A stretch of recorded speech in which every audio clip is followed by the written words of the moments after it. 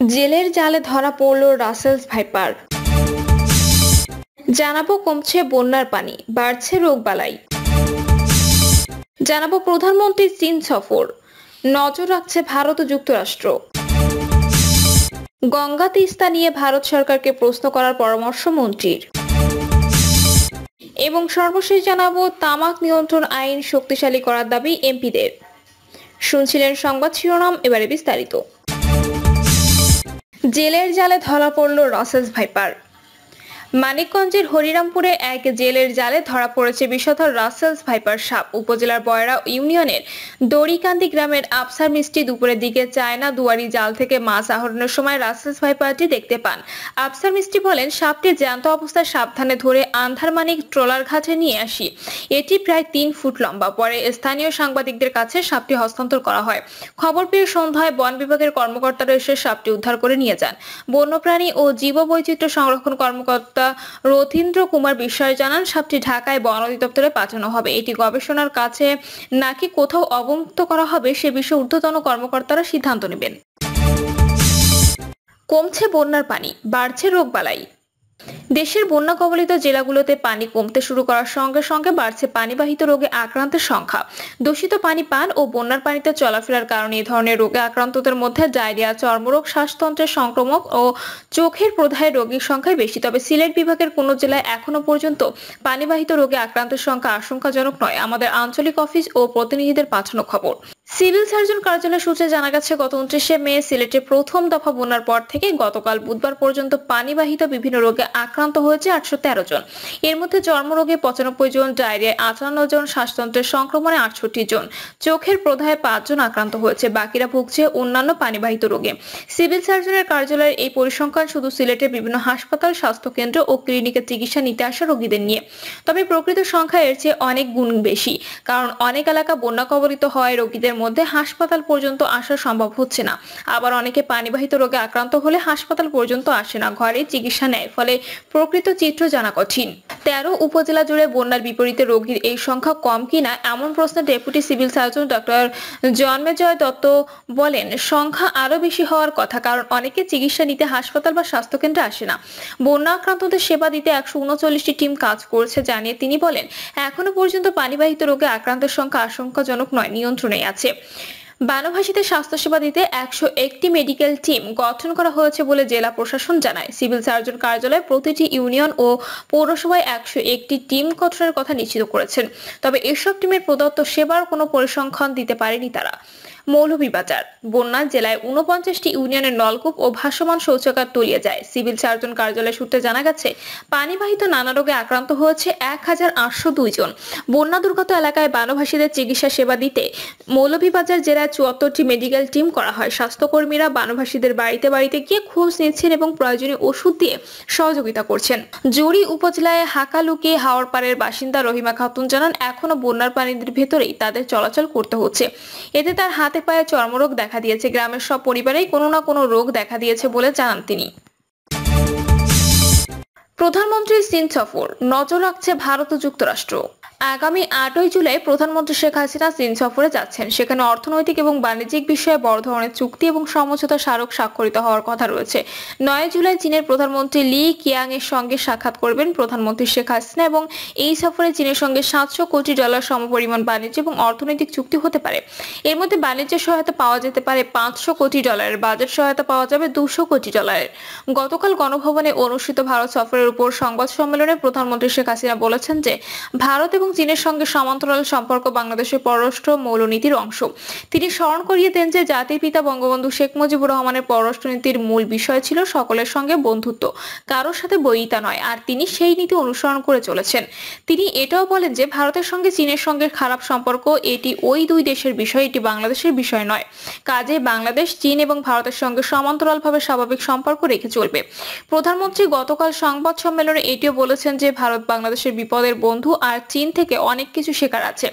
সবকিছু মিলিয়ে প্রধানমন্ত্রী ভারসাম্যের কূটনীতি স্পষ্ট। তিনি ভারত এবং চীন উভয়ের সঙ্গে সম্পর্ক রাখতে চান এবং সেই নীতি অনুসরণ করে চলেছেন এবং বাংলাদেশের অর্থনৈতিক টানাপোড়েনের সমাধানের জন্য চীনের কোনো বিকল্প নেই বলেও বাংলাদেশ মনে করছে।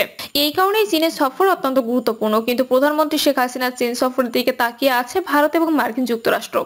ভারত বাংলাদেশের সঙ্গে সম্পর্ক এগিয়ে নেওয়ার বার্তা দিয়েছে। 21শে জুন দুই দেশের সফরে প্রধানমন্ত্রী ভারত সফর অত্যন্ত সফল হয়েছে বলে ভারতের গণমাধ্যমে স্বীকার করেছে এবং সেই সফরের পর ভারতের রাজনীতিতে এক ধরনের অস্থিরতা দেখা দিয়েছে। বিশেষ করে পশ্চিমবঙ্গের মুখ্যমন্ত্রী মমতা ব্যানার্জি সাফ জানিয়ে দিয়েছেন যে পশ্চিমবঙ্গকে বাদ দিয়ে বাংলাদেশের সঙ্গে তিস্তার পানি চুক্তি বা গঙ্গার পানি চুক্তি করার সিদ্ধান্ত পশ্চিমবঙ্গ মেনে নেবে না। এ ব্যাপারে আবার ভারতের কেন্দ্রীয় সরকারের পক্ষ থেকে পাল্টা বিবৃতি দেওয়া হয়েছে। সবকিছু মিলিয়ে বাংলাদেশের সাথে ভারতের সম্পর্ক নিয়ে ভারতের অভ্যন্তরীণ রাজনীতিতে একটা টানাপোড়েনের সৃষ্টি হয়েছে। এই পরিস্থিতিতে প্রধানমন্ত্রী চীন সফর ভারতের মধ্যে প্রতিক্রিয়া কি সৃষ্টি করবে তা নিয়েও বিভিন্ন মহলে আলাপ আলোচনা রয়েছে। প্রধানমন্ত্রীর সাম্প্রতিক ভারত সফরের সময় চীনের বিষয় নিয়ে কোনো আলোচনা হয়েছে বলে জানা যায়নি। যদিও কোনো ভারতীয় গণমাধ্যমের ধারণা ভারতের প্রধানমন্ত্রী নরেন্দ্র মোদী এবং পররাষ্ট্রমন্ত্রী জয়শঙ্কর বিষয়টি নিয়ে প্রধানমন্ত্রীর মনোভাব জানার চেষ্টা করেছেন। তবে এর কোনো প্রভাব বাংলাদেশের পররাষ্ট্রনীতিতে পড়েছে বলে এখনো পর্যন্ত মনে হচ্ছে না। অন্যদিকে চীনের ওপর ক্রমবর্ধমান অর্থনৈতিক নির্ভরতার যুক্তরাষ্ট্র এই সফরের দিকে তাকিয়ে থাকবে এই নিয়ে কোনো সন্দেহ নেই। কারণ এই অঞ্চলে এখন চীনের একাধিপত্য প্রায় প্রতিষ্ঠিত হতে চলেছে। বিশেষ করে শ্রীলঙ্কা, মালদ্বীপ এবং নেপালের মতো দেশগুলো চীনের সঙ্গে অনেক ঘনিষ্ঠ হয়েছে এবং সেখানে মার্কিন প্রভাব বলয় প্রায় নিঃশেষিত। এই বাস্তবতায় প্রধানমন্ত্রী চীন সফরে অর্থনৈতিক এবং বাণিজ্যিক বিষয়ের বাইরে রাজনৈতিক কোনো মেরুকরণ হয় কিনা সেটি দেখার অপেক্ষায় আছে কূটনৈতিক মহল। গঙ্গা তিস্তা নিয়ে ভারত সরকারকে প্রশ্ন করার পরামর্শ মন্ত্রীর। গঙ্গা ও তিস্তা নিয়ে পশ্চিমবঙ্গ রাজ্য সরকারের আপত্তির বিষয়টি ভারতের অভ্যন্তরীণ আখ্যা দিয়ে পররাষ্ট্রমন্ত্রী ডক্টর হাসান মাহমুদ বলেছেন, এ বিষয়ে কোনো প্রশ্ন থাকলে সেটি ভারত সরকারকে করলে ভালো হয়, তারাই এর সঠিক উত্তর দিতে পারবে। মন্ত্রীর কাছে জানতে চাওয়া হয়েছিল মমতা বন্দ্যোপাধ্যায় গঙ্গা ও তিস্তার বিষয়ে আনুষ্ঠানিকভাবে দ্বিমতের কথা বলেছে। রাজ্য সরকারের কারণে বাংলাদেশ এর আগেও তিস্তার পানি পায়নি, এবারও বাধা হয়ে সামনে আসছে রাজ্য সরকার। এমন পরিস্থিতিতে কোনো আশা দেখেন কিনা? জবাবে পররাষ্ট্রমন্ত্রী বলেন, রাজ্য এবং কেন্দ্রের বিষয়ে তাদের অভ্যন্তরীণ। আমাদের সরকার ভারতের কেন্দ্রীয় সরকারের সঙ্গে আলোচনা করে সমঝোতা স্মারক করে বা চুক্তি করে, ঐকমত্য হয় দ্বিমত হয় সেটা তাদের একান্ত অভ্যন্তরীণ বিষয়। এ বিষয়ে কোনো কথা বলতে চাই না। আমি মনে করি এই প্রশ্নটা ভারত সরকারকে করলে ভালো হয়, তারাই এটা সঠিক উত্তর দিতে পারবে, কারণ এটি তাদের অভ্যন্তরীণ বিষয়। গঙ্গা চুক্তি নবায়ন নিয়ে তিনি বলেন, গঙ্গা চুক্তি নিয়ে আলোচনা হয়েছে, চুক্তি না হলে এটি অটোমেটিক চলবে। চুক্তিতে যেভাবে বলা আছে আগে চুক্তিটি সেভাবে করা আছে, তবে আমরা নবায়ন নিয়ে আলোচনা করছি। প্রধানমন্ত্রী শেখ হাসিনা দিল্লি সফরের সময় ভারতের প্রধানমন্ত্রী নরেন্দ্র মোদী বলেছেন, তিস্তা নদী সংরক্ষণ ও পুনরুদ্ধারের জন্য দ্রুত একটি কারিগরি দল বাংলাদেশে যাবে।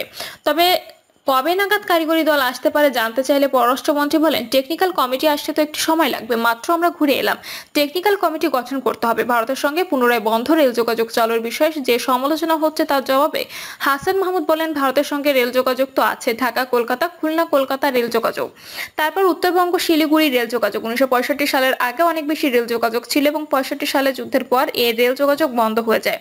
যেগুলো বন্ধ হয়ে গেছে আমরা সেগুলো ধীরে ধীরে চালু করার কাজ করছি। তিনি বলেন, শুধু ভারতের সঙ্গে হচ্ছে তা নয়, আমরা নেপাল ও ভুটানের সঙ্গেও রেলে এবং গাড়িতে করে যেতে পারি সে নিয়েও আলোচনা করছি।